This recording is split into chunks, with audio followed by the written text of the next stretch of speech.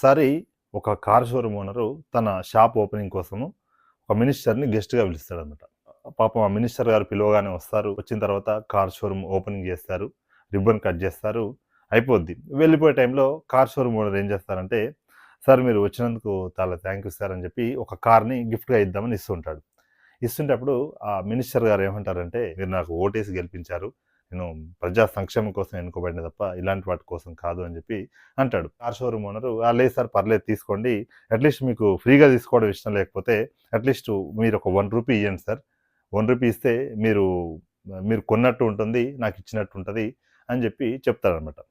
సరే అని చెప్పి జేబులోకి చేయి పెట్టి ఒక కాయిన్ తీసి ఇస్తారు. ఆ షోరూమ్ ఓనర్ అంటారు కదా!